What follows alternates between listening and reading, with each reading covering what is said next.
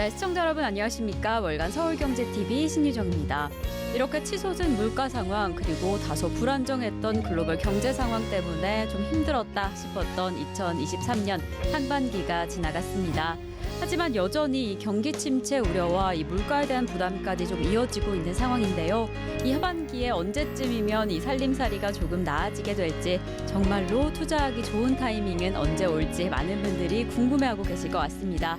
그래서 저희가 오늘 좀 소중한 시간 마련했습니다. 오늘 저희는요, 윤석천 이 경제평론가님과 함께 오늘 뜻깊은 시간 이어가 보도록 하겠습니다. 평론가님 어서 오세요. 네, 안녕하십니까. 네, 또 이렇게 중요한 시기에 나와주셨네요. 이렇게 또 하반기가 시작되니까 마치 네. 좀 신년이 시작되는 것처럼 마음가짐을 새로 하게 되는 것 같아요. 예, 그렇죠. 네. 일부러 뭐 인류 역사상 네. 인간이 네. 시간을 분절시켜 놓은 이유가 바로 그런 이유가 네. 아닐까요? 시간을 조각조각 나누는 이유는 맞아요. 새롭게 좀 시작해라, 과거를 잊고. 맞아요. 희망을 갖고 새롭게 시작하자는 의미가 가장 강한 것 같아요. 네, 너무 예. 좋은 것 같아요. 그래서 저희가 월요일에 막 다이어트 다시 시작한다 이런 네. 의미처럼 네, 좀 그렇습니다. 큰 힘을 가지고 하반기를 좀 맞이한 느낌인데요. 그래서 정말 이 하반기에 언제쯤이면 상황이 나아지게 될지, 투자하기 좋은 타이밍이 언제일지 많은 분들이 궁금해하고 계셔서 오늘 그 이야기 함께 나눠보면 너무 좋을 것 같습니다. 네, 평론가님, 사실 제가 방금 직전에 우리 국민들이 좀 팍팍한 살림살이가 있었다, 좀 힘들었다라고 이야기를 했는데 그거랑은 조금 다르게 주식시장은 좀 괜찮지 않았나라는 생각이 들어요. 우리 코스피도 좀 상승 랠리를 이어가기도 했고, 네. 뭐 나스닥은 1983년 이후에 최고의 상반기를 보냈다라고 네네. 하면서 분명히 우리 힘들었는데 예, 예. 주식시장은 좀 상승 랠리를 이어가서 좀 이렇게 체감과 다른 지수가 아니었나라는 네. 생각이 드는데요. 네. 이 부분에 대한 요인은 좀 뭐라고 보실까요? 일단은 네. 굉장히 많이 올랐죠. 네, 너무 많이 나스닥이 한 올랐어요. 30% 올랐고요, 네. 상반기에. 네, 코스닥도 그에 못지않게 올랐습니다. 맞아요. 근데 저는 그 이유를 갖다가 한 세 가지 정도라고 저는 분석을 해요. 네, 이 첫 번째 이유 중에 이제 가장 큰 이유가 되겠죠. 그 새롭게 출현한 기술에 대한 기대, 그 성장성에 대한 기대. 이게 이제 제일 가장 그 주식시장을 끌어올린 가장 큰 원동력이었다고 생각을 하는데, 미국 같은 경우에는 인공지능과 전기차가 되겠죠. 사실 그 인공지능과 전기차에 관련된 몇 개 기업들, 뭐 굳이 추리자면 한 7개 기업이 7개 기업을 갖다가 빼고 나면은 사실 나스닥의 성장률은 6%도 안 됩니다. 그러니까 이들 7개 기업들이 전부 다 주가를 끌어올렸다고 봐야 되는 거고요. 한국에 그러면은 신성장 동력은 뭐냐? 그거는 배터리. 이게 이제 가장 큰 상반기에 시장을 밀어올린 가장 큰 동인이었다. 두 번째는 이제 반도체도 되겠죠. 반도체 같은 경우에는 이제 완전히 저점을 확인했다. 이제 앞으로 좋아질 일만 남았다는 어떤 기대들. 네. 이게 이제 크게 작용을 해서 그 주식시장을 갖다 끌어올린 요인이 될 것 같고요. 그러니까 두 번째 요인으로는 사실은 이건 굉장히 인문학적 관점이지만은 신세대 투자법은 과거 투자자들과 다르다는 분석들이 있어요. 그러니까 신세대 투자자들 같은 경우에는 뭐 금리 인상 아니면은 은행 위기 이런 거에 별로 신경을 안 쓴다 이겁니다. 네. 술잔의 반이 그 물잔에 물이 반밖에 안 찼어요. 그럼 기존 투자자들 같은 경우에는 벌써 반이나 이게 뭐 없어져 버렸네. 네. 이렇게 평가를 하는 바람에 신세대들 같은 경우는 아직도 반이 아직 남았네라는. 괜찮다. 네, 그렇죠. 네. 그래서 뭐 존버라는 말도 좀 유행을 하잖아요. 맞아요. 이런 것들이 좀 영향을 끼쳤다고 보는 거고요. 세 번째 이유는 이 팬데믹 기간 중에 뿌려졌던 엄청난 돈들. 우리가 맞아요. 그 인류 역사상 그 생각할 수 없었던 천문학적인 돈이 팬데믹 기간 중에 뿌려졌잖아요. 그것들이 아직도 실물 경제에 굉장히 큰 영향을 미치고 있다. 특히 미국 같은 경우가 대표적이겠죠. 그래서 아직도 인플레이션은 굉장히 끈적끈적하게 남아 있는 거고, 고용 상황은 그렇게 좋은 거고, 미국 경제가 좋은 이유도 역시 아까도 말씀드렸듯이 그 팬데믹 기간에 뿌려진 엄청난 돈들 때문에 그렇다. 그런데 특히 그 중국과 달리 네. 미국, 그다음에 한국, 그다음에 일본 시장이 오른 거는 이제 두 가지 이유가 있어요. 일본 시장이 오른 거는 이제 초완화적 통화 정책을 계속했기 때문이라는 영향이 가장 큰 거고요. 두 번째 이유는 뭐냐면은 미국이 추진하고 있는 동맹을 위주로 한 공급망 재편. 거기에 이제 주요 국가가 핵심 국가가 한국하고 일본이죠. 그래서 그 과거에 한국 주시장 같은 경우에는 중국하고 굉장히 커플링이 심했었는데 그 부분이 좀 약화되는 대신 미국 시장하고의 커플링이 굉장히 강화됐다. 뭐 그럴 수밖에 없겠죠. 우리가 수출 비중으로 놓고 보면 과거에는 중국에 대한 그 수출 비중이 제일 높았는데 지금 미국이 그 뒤를 갖다가 바짝바짝 추격하고 있지 않습니까? 따라서 이런 부분들이 그 미국, 그다음에 한국, 일본의 주식시장을 끌어올린 동인이었다 이렇게 분석할 수가 있을 것 같습니다. 네, 평론가님 이렇게 이야기해 주셨 세 가지 좀 원인을 이야기해 주셨는데 네네. 지금 이야기해 주셨던 원인을 들어보면 앞으로의 방향이 좀 지금과 같이 흘러가지 않을까라는 생각이 들어요. 어떻게 보면 이 투자자가 세대 교체가 됐다. 예, 예. 그럼 이 성향을 가진 투자자들이 계속 투자를 진행할 것이고 네. 그리고 또한 이런 새로운 기술에 대한 기대감이 계속 더해진다라고 네네네. 한다면 올해 상반기처럼 좀 흐름이 좋지 않을까라는 생각도 좀 드네요. 굉장히 제가 보기에는 영민하신 것 같아요. 네. 이런 흐름들은 앞으로 굉장히 지속될 가능성이 네. 굉장히 높다. 아, 뭐 이제 일단은 그 주식시장을 갖다가 억누를 어떤 족쇄들이 많이 풀어지고 있는 느낌은 들죠. 네, 그렇죠. 가령 미국의 이제 아주 굉장히 가파르게 올랐던 금리 인상 기조가 어쨌든 주춤한 상황인 거고요. 네. 그다음에 이제 은행 위기들 같은 경우도 좀 잦아든 상황들이 좀 있는 거고요. 이런 족쇄들이 풀리고 있는 거니까요. 이제는 어떤 상황이 이 미국 주식시장 같은 경우에선 벌어지고 있냐면 한국도 그런 사실은 주식시장도 그 초입에 있다라고 생각하는데 포모라고 있지 않습니까? 네. FOMO 잊혀진다는 거, 무리해서 뒤떨어진다는 거에 대한 어떤 두려움들. 그래서 친구 따라 강남 가듯이 이제 과거에 그 주식시장을 갖다가 좀 멀리 했던 사람들이 서서히 주식시장으로 한국 같은 경우는 돌아오고 네. 있는 거고요. 미국에 본격화됐다는 분석들이 있는 겁니다. 네, 상당히 예. 좀 유의미했던 상반기가 아니었나라는 네, 생각이 듭니다. 지금 이야기해줬던 포인트를 좀 잘 짚어보셔야 할 것 같은데요.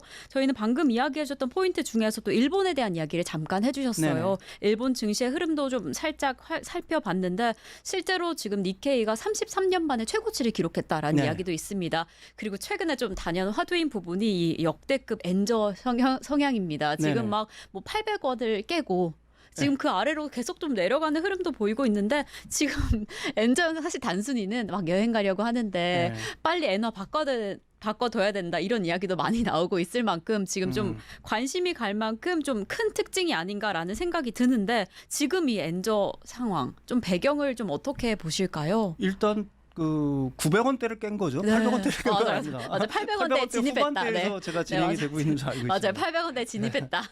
사실 엔저가 이렇게 된 거는 뭐 분명한 이유가 네. 하나 있죠. 일본의 초완화적 통화 정책이 정책. 예. 왜 그러냐면은 다른 주요 국가들은 계속해서 긴축을 하고 있지 않습니까? 미국도 그렇죠. 긴축을 굉장히 네. 했고 유럽도 굉장히 긴축을 많이 했고 하다못해 우리나라도 네. 많이 했죠.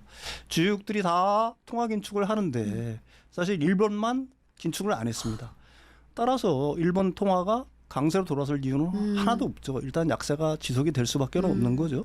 사실 일본의 그 초완화적 통화 정책은 아베 정권 때부터 시작이 됐죠. 거의 한 2011년부터 시작이 된 겁니다. 그 당시에 이제 일본은행 총재가 구라다 총재였는데 네. 초완화적 통화 정책의 화신이라고 불렸죠. 마이너스 금리 정책도 모자라서 일드 커브 컨트롤이라고 해요. 수익률 곡선 제어 정책을 폈습니다. 이게 뭐냐면은 단기 금리는 마이너스 0.1%로 묶고 장기 금리죠. 10년 장기 금리 같은 경우에는 0%에서 플러스 마이너스 0.5% 네. 그 대역폭을 두면서 거기에 묶어놓은 거예요. 네. 이 얘기를 들으면 굉장히 어렵죠. 이게 무슨 얘기냐면은 다른 말로 하면 금리가 치솟을만 하다. 그러면은 일본 은행이 일본의 그 국채를 갖다가 매입을 하는 거예요. 네. 그래서 시중금리를 막 억지로 떨어뜨리는 거예요. 이런 초완화적 통화 정책을 썼습니다. 근데 이제 지금 들어서 완전히 더 그 엔화가 그 약세로 돌아선 가장 큰 이유는 뭐냐면 구로다의 덕분도 있지만 구로다는 올 4월에 그만뒀죠. 그 뒤를 이은 우에다 가조라는 일본은행 총재가 사실은 통화 정책을 약간 좀 긴축으로 돌아설 거라는 예상들이 굉장히 많았어요. 네. 근데 그렇지 않았죠. 자신들은 초완화적 통화 정책을 지속하겠다고 발표를 해버렸습니다.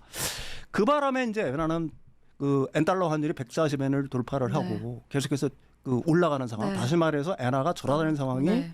벌어지게 된 거죠. 그다음에 이제 두 번째 이유는 그러면은 이제 원화하고 엔화 간의 관계는 왜 이렇게 원화가 강세인가라는 것 갖다가 여러분들이 이해하실 필요가 있습니다.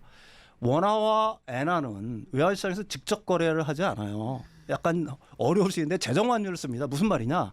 중간에 달러라는 매개체를 씁니다. 그래서 엔화하고 달러를 비교하면은 달러에 대비해서 엔화는 내렸죠. 네.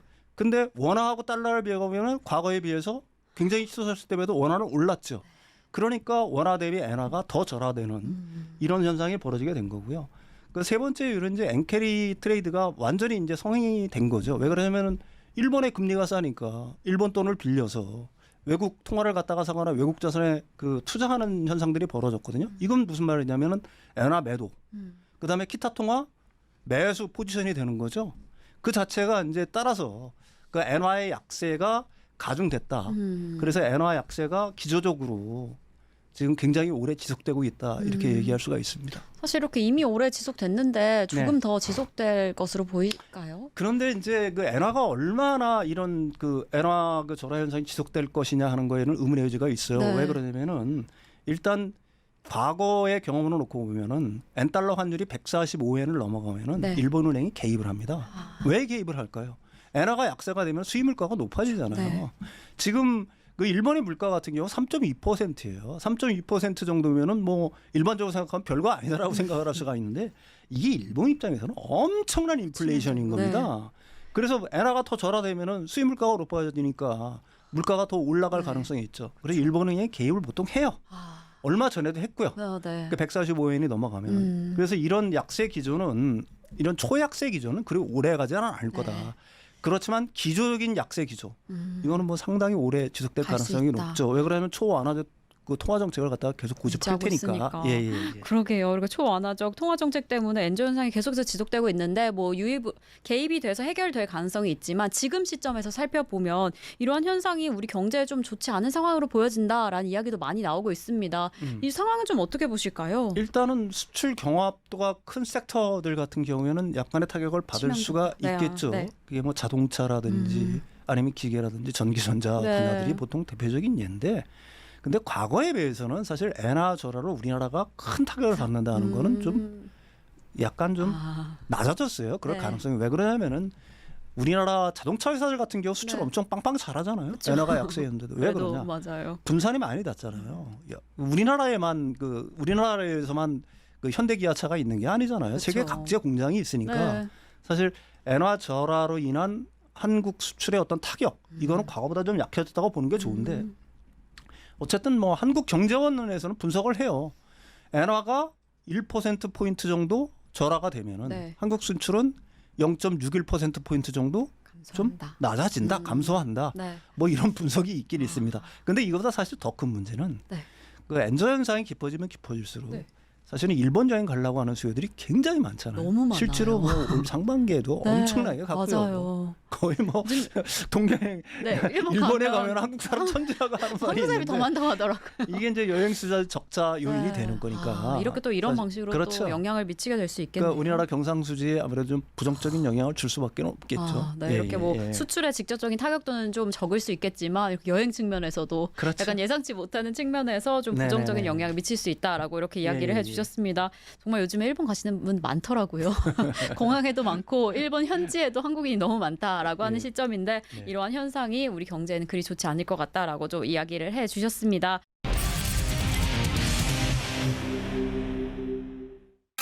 네, 그럼 저희가 또 일본 이야기 이렇게 간단하게 좀 나눠봤고요.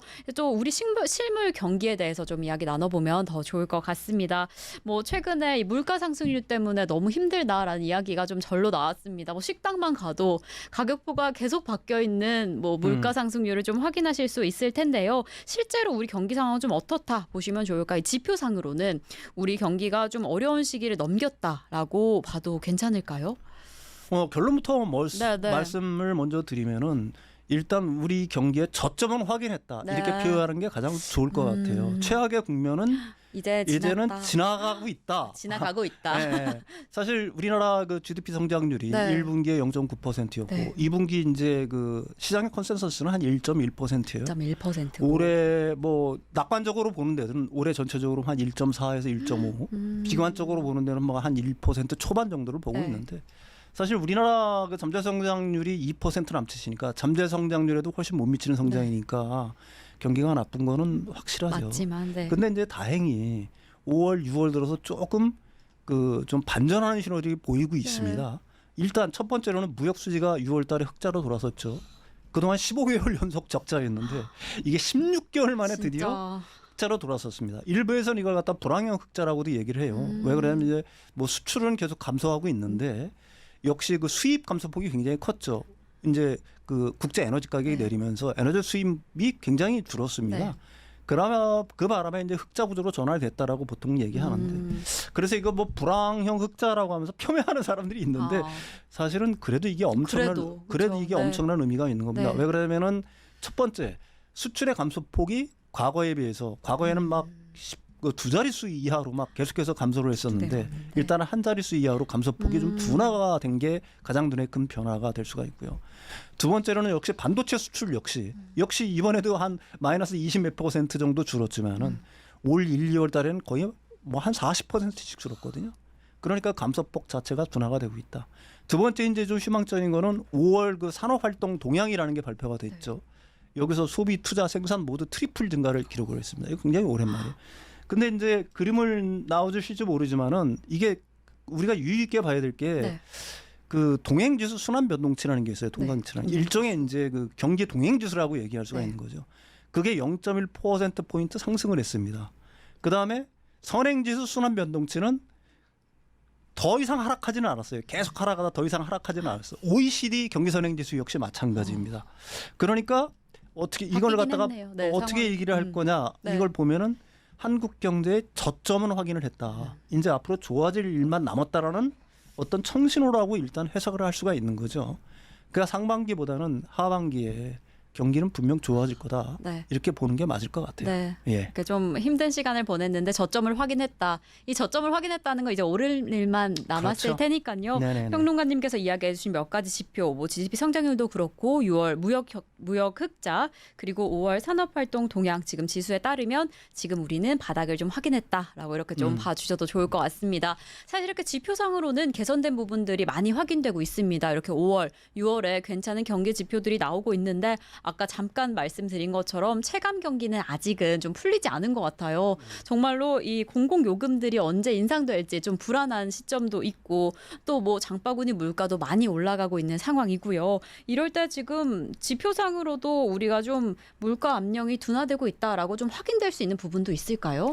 일단은 그 소비자 물가 지수가 6월 소비자 물가 지수가 발표가 됐죠. 네, 2.7%로 했으니까 사실 2% 물가는 제가 알기로는 21개월 만에 처음입니다. 그렇죠. 근데 우리가 이걸 갖다가 좀 유의 있게 봐야 될 것 같아요. 왜 이렇게 물가가 그 상승률이 둔화됐다라고 표현을 해야 되는 겁니다. 뒤에서 설명을 하겠지만 물가가 낮아졌다는 얘기가 아니에요. 그렇죠. 물가라는 걸 여러분들은 퍼센테이지라고 생각하는데 이건 레벨입니다. 무슨 얘기냐? 1%가 올라도 오르는 거예요. 그렇죠. 그러니까 이걸 갖다 물가를 정확하게 보기 위해서 물가가 오르기 전 물가와 현재 물가를 절대치를 비교해야 된다. 수준 자체를 비교해야 된다는 얘기예요. 그러니까 2.7%가 올랐는데 여기서 이제 가장 큰 역할을 했다. 이렇게 올라가는데 가장 큰 역할을 했다라고 한 건 뭐냐면은 공공요금이에요. 아, 네. 이게 전기, 네, 가스, 에너지, 수도료가 굉장히 많이 이게 한 29% 정도가 올랐습니다. 전년 동월 대비. 너무 올랐어요. 근데 이게 전년 동월 대비인 거고요. 네. 이제까지 얼마가 올랐느냐 그럼 오르기 전에 비교해서 거의 40에서 50%로 오른 거예요. 이 부분은 계속 진행이 될 거란 얘기죠. 그래서 사람들이 느끼는 체감 물가는 사실은 뭐 물가 상승 압력이 둔화됐다고 하지만은 여전히 그래도, 높은 거고 네. 살기가 어렵다라고 여러분들이 생각을 하고 있는 겁니다. 네. 그럴 수밖에 없는 네, 거죠. 그렇죠. 예. 네, 지금 정말 체감되는 물가 상승률도 힘들다라고 좀 느껴지는 시점인데요. 지금 또 물가 상승률이 둔화되고 있다라고는 하지만 전반적인 레벨은 좀 올라가고 있으니까 지표상으로도 좀 물가가 올라가고 있다라고 좀 느끼실 것 같습니다. 정말 한편에서 보면 이 라면값 인하처럼 정말 장바구니를 좀 물가를 해결해야 하는 그런 조치가 확인되고 있는 상황인데요. 최근에 그래도 이번 달에 전기세도 인상을 하지 않았고 그래서 이렇게 좀 정부가 노력하고 있다라고 보여지기는 하는데요. 평론가님께서 보시기에 이 물가 안정을 위한 이 정부의 대책 좀 어떻게 보실까요? 일단 그 라면 업계에 대한 정부의 압력이 있었죠. 지금 라면뿐만 아니라 정말 그 라면 업계가 일단은 거기에 호응하는 네. 어떤 그 행태를 좀 취했습니다. 근데 유심히 볼 필요가 있어요. 라면 업계가 값을 내린 것들이 분명히 있습니다. 한 네. 5%에서 네, 한 맞아요, 10% 맞아요. 내렸는데 이 사람들이 이 업계가 주력으로 삼고 있는 품목은 가격을 안 내렸어요. 맞아요. 네. 비인기 상품을 그렇죠. 맞아요. 뭐 삼양식품의 불닭볶음면, 네. 그다음에 오뚜기의 진라면, 네. 그다음에 그 신라면, 팔도의 네. 비빔면 네. 이거는 가격을 안 내리고 그냥 있습니다. 두죠. 그냥 맞아요. 두고 있습니다. 왜 그런 자신들의 수익을 보전하기 위해서 사실은 그런 거거든요. 농심과 같은 경우도 그 새우깡하고 네. 그 신라면 가격은 내렸지만은 그 진짜. 외의 부분은 거의 건들지를 않고 있어요. 왜 그럴까요? 이 부분을 여러분들이 유심히 생각을 해보셔야 됩니다. 지금 국제 밀가격, 국제 맞아요. 밀가격은 사실은 러시아 우크라이나 전쟁 이전 수준까지 낙폭 굉장히 낮아졌어요. 근데 문제는 밀가루 가격이에요. 밀가루 가격이 작년도에 30% 정도 올랐는데 올해 떨어진 게 5%입니다. 여전히 올랐다는 네. 얘기예요. 그다음에 이 기업들 같은 경우는 에너지를 굉장히 많이 씁니다. 전기세, 맞아요. 수도요금 이것들이 다 올랐잖아요. 그러니까 이 그 기업 입장에서는 볼멘 소리를 할 수밖에 네, 없는 기업도 힘들 거예요. 것 같아요. 예, 기업들이 굉장히 힘든 상황이죠. 거기다 인건비도 올랐잖아요. 근데 정부의 압력이니까 일단 신용을 어느 정도 취해야 되니까 신용은 취했다고 봅니다. 근데 이게 사실 문제가 되는 건 뭐냐면은 자유시장 경제, 자본주의 시장 경제에서 사실 정부가 개입을 해서 뭐 가격을 내려라 하는 거는 그 사실 좀 어떤 면에서 문제가 있냐면은 기업가 정신을 훼손할 우려가 있는 거예요. 맞아요. 기업은 열심히 일해서 수익을 내려고 하는 게 사실은 기업의 정체성이잖아요. 그런데 이걸 갖다가 그 훼손한다? 일종의 압박. 뭐 그런 건 아니지만은 좀 가격을 내렸으면 좋겠다는 어떤 권고는 그렇지만 그게 기업 입장에서는 압박으로 맞아요. 받아들일 수가 있는 거고 이게 기업을 운영하는 사람들 그다음에 기업한테는 그리고 자본주의 발전을 위해서는 결코 제가 생각엔 좋은 선택은 아니다. 특히 뭐냐면은 이 정도 가격을 내려서 과연 소비자들이 체감을 할 수 있느냐. 그 부분도 한번 생각을 해보셔야 될 것 같아요. 예. 네, 어떻게 보면 이 대책이 좀 명목상으로 그렇죠. 그냥 뭔가 할 수 있는 것만 했다. 그리고 예. 또 기업 입장에서도 정말 좀 압박으로 느껴질 것 같아요. 사실 기업도 뭐 국민의 일환인데 이렇게 한다고 해서 너무 더 힘들면 좋지 않은 상황이 아닐까라는 생각이 기업 드는데. 입장에서는 정부가 그렇게 요구를 하니까 공고를 하니까 안 받아들일 수는 없는 그쵸. 거죠. 그렇지만 그런 신용을 해야 되는 거고. 그러니까요. 그렇지만은 자신들도 뭐 가격을 올리고 싶어서 올린 건 아니지 그쵸. 않겠습니까? 네, 맞아요. 이렇게 물가가 부득이한 다 상황에서 올라가서. 올린 건데 자신들의 어떤 이익이 훼손되는 걸 갖다가 좋아할 기업은 없겠죠. 네, 그리고 예. 이렇게 또 가격만 내린다고 해서 지금 당장 문제를 해결할 수 있는 상황이 아닌데 또 이렇게 지금 정부의 대책이 또 물가 안정을 바로 해결할 수는 없을 것 같다라는 생각도 조금 들고요. 저 이렇게 물가에 대한 이야기를 좀 나눠봤습니다. 또 지금 단연 뺄 수 없는 이야기가 금리에 대한 이야기인데요. 최근에 미국에서도 이 남은 하반기에 두 차례 정도 금리 인상을 추가적으로 할 수 있다라고 이야기를 밝힌 만큼 우리나라 이 고금리 상황을 좀 걱정을 하시는 분들이 많은 것 같습니다. 특히나 이 고금리 상황 때문에 가계부채 이 염려, 우려감이 좀 높아지고 있다라는 이야기가 나오는데요. 이것 때문에 가계부채가 좀 하반기를 좀 강타할 수 있다라는 우려감이 좀 보여지고 있습니다. 이 부분에 대해서는 좀 어떻게 생각하실까요? 일단 한국의 가계부채는 굉장히 심각한 네, 상황이죠. 그렇죠. GDP 대비로 하게 되면 세계 1등입니다. 아, 거의 뭐 너무 100%를 심각하네요. 넘으니까요. 네. 일단 가계부채가 제가 알고는 한 1,850조 정도 되는 줄 알고 있고요. 거기에 자영업자 대출이 1,000조입니다. 네. 그다음에 전세 보증금 대출이 1,000조예요. 딱히 또 이런 이유가 있을까요? 왜 우리나라만 이렇게 또 유독 심각할까요? 1위라는 데는 뭔가 배경이 좀 따로 있나요? 우리나라의 그 팬데믹 기간 중에 불었던 그다음에 그 전에 불었던 부동산 투자 붐 이게 이제 가계 대출의 가장 큰 원인이 된 거고요. 두 번째 이제 팬데믹 기간 중에 자영업자 대출이 굉장히 많이 늘었잖아요. 네네. 사실 자영업자들 같은 경우는 빚에 의지해서 사실은 자신들의 생활을 갖다가 끌어왔다라고 네, 얘기할 수가 그렇죠. 있는 건데 사실 미국이나 일본 같은 경우에는 빚을 주는 대신 정부가 재정 부양책을 써서 보조를 많이 해줬죠. 대신 우리는 정부의 재원은 굉장히 아끼면서 정부의 건전성, 재정 건전성은 유지를 하면서 가계로 그 빚을 갖다가 그 부담을 갖다 전이시킨 측면이 있어요. 그래서 이제 자영업자 대출이 굉장히 많이 늘었죠. 또 자영업자 대출 중에 한 70%는 그게 부동산 대출이에요. 그러니까 결국은 이제 우리나라의 부동산의 어떤 지난 몇 년 동안에 이루어진 어떤 폭등세들 이런 것들이 이제 그 영끌 빚투붐을 갖다가 맞아요. 부추기면서 이렇게 가계부채가 폭등하는 원인이라고 얘기할 수가 있는 거죠. 근데 사실 이게 지금 심각해지는 이유는 뭐냐면은 얼마 전에 이제 한은에서 통계가 나왔지 않습니까? 내가 버는 돈, 자신의 버는 돈의 70% 이상을 내는 사람들이 원리금으로 내는 사람들이 은행에 돈을 갖다 바치는 사람들이 그러니까 다시 좀 어려운 얘기라면 DSR 70%를 넘는 사람들이라는 얘기입니다. 이 사람들이 거의 300만 명에 달아요. DSR 100%. 내가 버는 돈 족족 다 네. 원리금으로 다 갚는 사람들. 이게 뭐 175만 명 정도 되는 줄 알고 있어요. 그러니까 최소한 299만 명은 네. 은행에 원리금을 상환하느라 그 최소 생계비 이하의 삶을 갖다가 유지하고 있다는 얘기입니다. 이거는 다른 말로 하면 언제 터져도 네. 뭐 이상하지 않은 생각보다 더 심각한 폭탄이라고 얘기할 수가 있는 네네. 거죠. 그다음에 자영업자 대출 같은 경우에는 만기 상환을 계속해서 연장했고요. 네. 이걸 갖다가 그다음에 그 상환 연장을 계속해서 해줬잖아요. 이게 5차례 이루어졌어요. 근데 그게 올 9월 말에 만기입니다. 10월 달부터는 다시 터지는데 또다시 제가 생각하기에는 만기 또 연장을 할 수밖에 연장하겠죠. 없을 네. 거예요. 그래서 지금 그 은행에 연체율이 치솟고 있죠. 전체적으로 놓고 보면 뭐 한 0.04%포인트 저번 달 4월 달 기준으로 네. 올라서 그게 지금 한 4월 말 기준으로 0.37% 정도 되는 줄 알고 네. 있어요. 근데 이게 2년 몇 개월 만에 최대치로 올라온 겁니다. 근데 여러분들은 좀 상상이 안 가실 텐데 네. 지금 이제 은행보다도 사실은 이금융권이 문제죠. 새마을금고 지금 난리가 아니지 않습니까? 벌써 네. 일부분 터졌죠. 그래서 여러분들 중에서는 이런 생각들 하시는 분들이 많아요. 결국은 이제 이런 어떤 그 가계부채들이 터지면은 그게 결국은 금융 리스크로 전이가 돼서 한국 경제를 갖다가 굉장히 어렵게 할 수 있다. 네. 뭐 이런 식의 주장을 하시는 분들이 있는데 생각보다 우리나라 제1금융권 일반 시중은행들은 굉장히 건전합니다. 따라서 다행이네요. 이제 버틸 수 있는 완충막 역할은 충분히 할 수 있을 거라고 생각을 네. 해요. 다만 이제 조그만 은행들 미국이랑 거의 비슷한 얘기겠죠. 가령 뭐 새마을금고라든지 제2금융권에 있는 조그만 뭐 이 새마을금고라든지 이런 네. 쪽 상호금융 이런 쪽에서는 언제든지 문제가 발생하도 이상하지 않은 상황이다. 네. 이렇게 봐야 될 것 같아요. 예.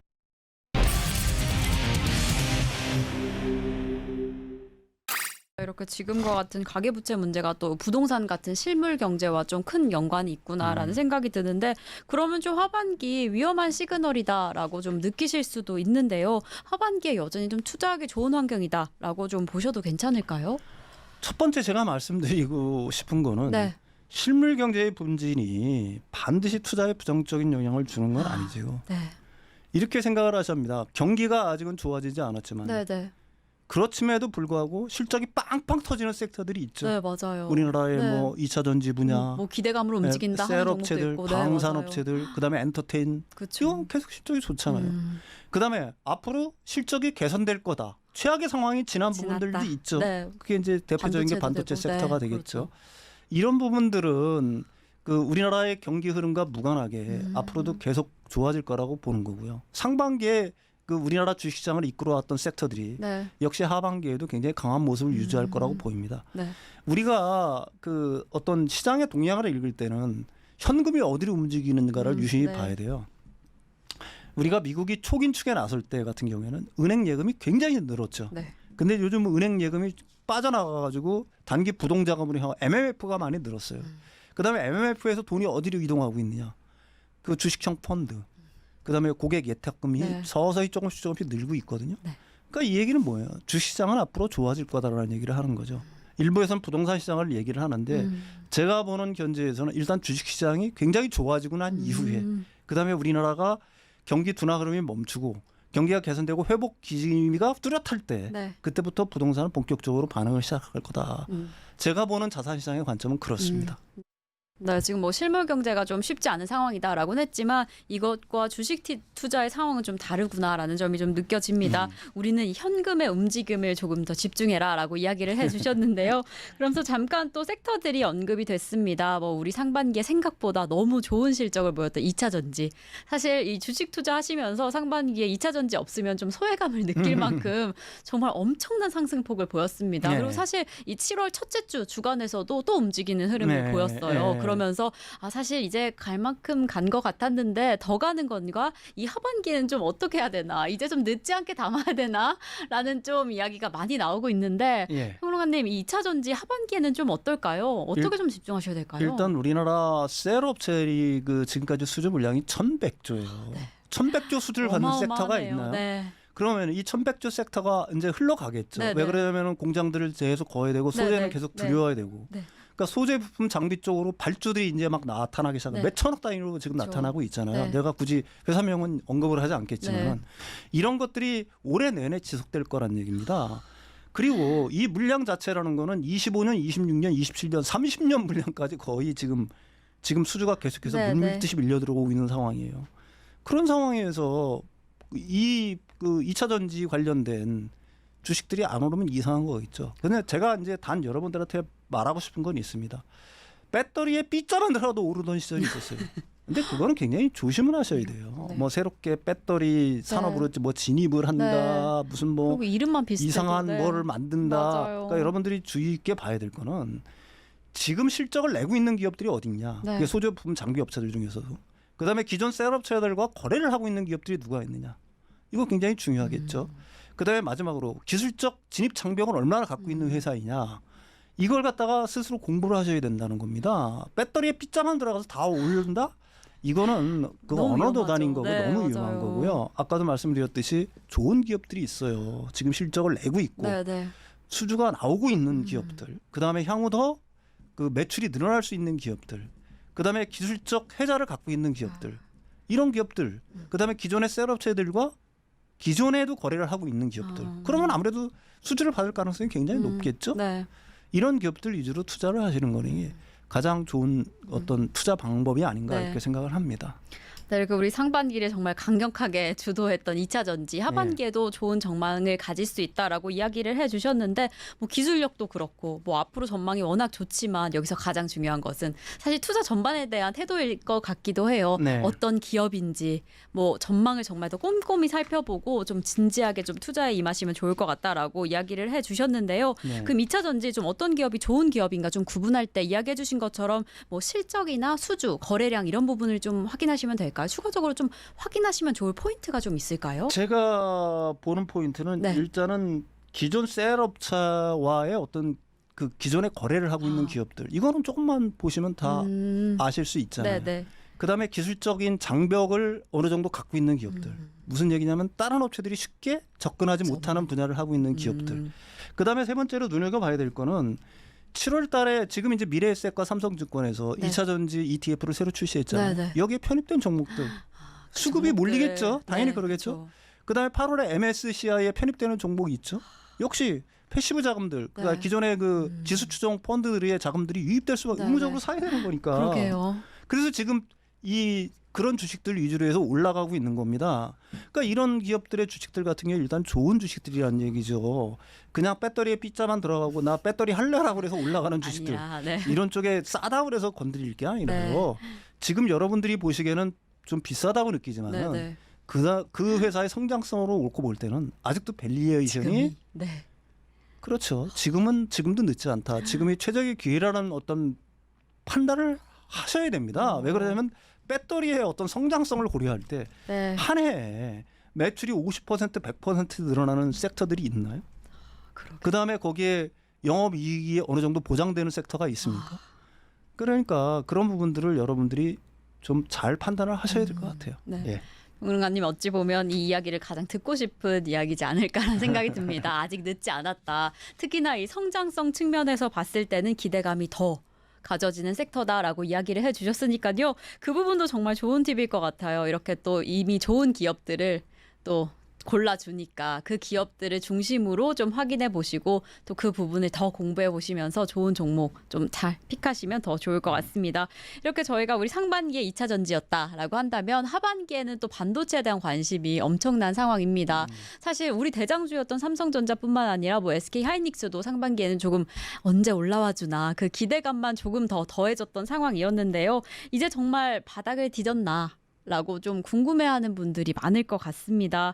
지금 이렇게 이 부분에서 이제 뭐 글로벌 패권 부분도 그렇고 이 바닥을 디뎠나라는 한 관점도 그렇고요. 지금 시점에서는 좀 어떻게 보실까요?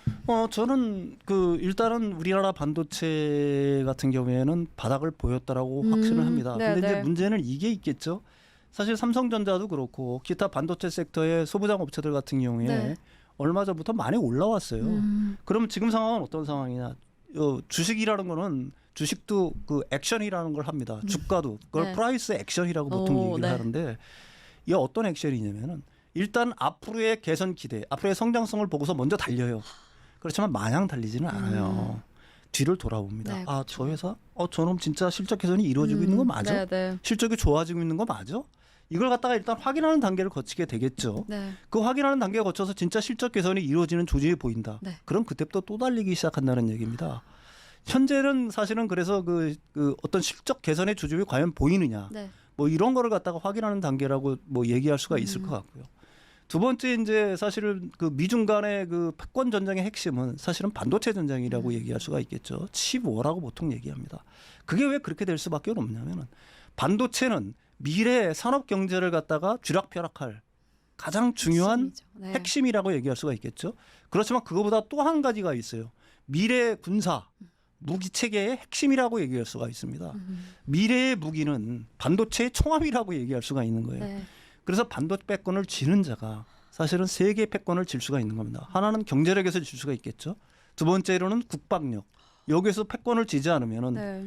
그 두 개의 패권을 동시에 가져야만 진정한 패권국이 되는 거 아니겠어요? 네. 그래서 미국이 어떻게든지 중국의 반도체 무기를 막고자 애를 쓰고 있는 겁니다. 그게 치버의 핵심이라고 얘기할 수가 있는 거고요. 그걸 미국은 단순한 그 말로만 한 게 아니라 반도체 과학법이라는 걸 만들었어요. 그 반도체 과학법의 핵심은 뭐예요? 18나노미터 이하의 메모리 반도체, 그다음에 128단 이상의 플래시 메모리, 낸드 플래시 메모리 같은 경우에는 장비를 갖다가 중국에 수출하지 말아라. 네. 장비를 수출 못하는 거예요. 네. 제조 장비를. 동시에 그런 메모리라든지 그런 플래시 메모리 같은 경우도 수출을 못하게 막아놨습니다. 그렇게 되면은 우리 입장에서는 일부에서는 우리 반도체 기업한테는 굉장히 위기가 될 거라는 식으로 네. 말해요. 왜 그러면 중국의 공장들을 갖다가 그러게요. 엄청난 투자를 해가지고 네, 네. 운영 중이니까요. 근데 여러분들이 이걸 갖다가 생각을 해보셔야 됩니다. 우리한테 가장 크게 위협이 되는 국가 반도체 부분에서 네. 그게 과연 어디일까? 결국은 중국이었거든. 위험이 되고. 중국에 이제 반도체 무기를 내세우면서 우리나라를 막 쫓아오지 않았습니까? 네. 근데 미국이 태클 걸어서 넘어뜨린 거예요. 우리로서는 우리 반도체 오히려. 기업으로서는 시간을 굉장히 많이 번 겁니다. 그러니까 문제는 중국의 우리 그 기업들, 중국에 들어가 있는 삼성전자나 SK 하이닉스가 제대로 가동을 못하는 거 아니냐? 이거는 굉장히 큰 위기가 될 수가 있겠죠. 근데 다행히 올해 10월 달까지는 사실은 그 반도체 장비라든지 네. 우리나라 기업들이 그 기업 운영을 하는데 반도체 기업들이 운영을 하는데 장비들 반입을 갖다가 일단 허용을 했고요. 동시에 생산 확대를 갖다가 연간 5% 정도까지는 하게 해줬습니다. 그게 올 9월이면 끝나요. 그럼 올 9월이 지나면 어떻게 될 거냐? 근데 그 부분에서 염려를 굉장히 많이 하는데 네. 파이낸셜 타임스나 월스트리트 저널 같은 경우에는 더 연장해 주기로 했다는 얘기가 있습니다. 물론 상무부의 공식적인 확인 내용은 아니에요. 미국 상무부에. 그럼에도 불구하고 미국은 해줄 수밖에 없을 거다라고 제가 보는 이유는 뭐냐면은 우리나라가 미국에 엄청난 투자를 하잖아요. 반도체 공장을 짓고 있잖아요. 지금 뭐 SK 하이닉스가 20 몇 조, 삼성도 지금 20 몇 조짜리 공장을 파운드리 공장을 짓고 있고 네. 향후 10년 동안 거의 한 200조 정도를 투자를 한다고 하는데 이게 지렛대로 이용을 할 수가 있는 겁니다. 그러니까 특히 또 뭐냐면은 사실 미국 입장에서도 그 중국에 들어가 있는 그 삼성이나 SK 하이닉스에 대한 강한 제재를 갖다가 할 수 없는 이유가 있는 거예요. 사실 그 중국에 있는 공장에서 삼성이나 SK 하이닉스가 최첨단 반도체를 갖다가 생산하는 건 아닙니다. 가령 뭐 HPC 그러니까 고성능 컴퓨팅이라든지 지능형 메모리 반도체라든지 아니면 고대형 메모리라든지 이런 것들을 갖다가 중국에서 생산하고 있는 건 네, 아니거든요. 이제 결국은 이제 D램하고 낸드 플래시 위주가 되는 건데 그쪽 부분을 갖다가 그 미국이 거기까지 그것까지 어떻게 보게 되면 압박을 가해서 그 생산 확대를 못하게 한다거나 아니면은 그쪽에 그 제조 장비를 갖다가 반영을 못하게 하는가 거는 제가 생각하기에는 좀 무리가 있다라고 보는 거고요. 네. 반대로 수혜를 입을 수가 있는 거죠. 그러니까 중국 같은 경우에는 이제 첨단 반도체 공정 자체가 이제 막히니까 가령 뭐 EUV 장비라든지 이런 것들이 반입 불가능한 거니까 기존에 이제 레거시 공정에 집중을 할 거란 얘기입니다. 그러니까 성숙 공정이죠. 좀 네. 아까도 얘기했지만 좀 그 지금 최첨단 반도체가 아닌 네. 그거보다는 좀 약간 그 하위단의 반도체들을 개발을 하려고 더 노력을 하겠죠. 그렇게 되면 우리나라 이제 반도체 장비 회사들 있지 않습니까? 레거시 공장의 반도체 장비 회사들. 그 중국에 대한 어떤 그 수출이 늘어날 가능성도 있는 거고요. 지금 중국의 반도체 수출이 우리나라가 왜 이렇게 그 지지부진하느냐, 줄었느냐라고 이제 염려하시는 분들이 굉장히 많은데 그런 다른 이유가 아니에요. 미중의 어떤 패권 갈등 때문에 그런 게 아니라 사실은 중국의 리오프닝이 굉장히 됐지만은 그 효과가 네. 나타나고 있지 않잖아요. 중국 경기가 굉장히 어렵잖아요. 그래서 반도체 경기 자체뿐만이 아니라 중국 경기가 확 살아나고 있지 않기 때문에 네. 사실은 우리나라가 중국의 대중국 어떤 반도체 수출 자체가 지지부진하다고 봐야 되는 겁니다. 네. 따라서 중국 경기가 앞으로 좀 본격적으로 회복이 되고 좋아진다라고 하게 되면은 한국 반도체는 의외로 좋은 기회가 될 수도 있을 거다 이렇게 생각을 합니다.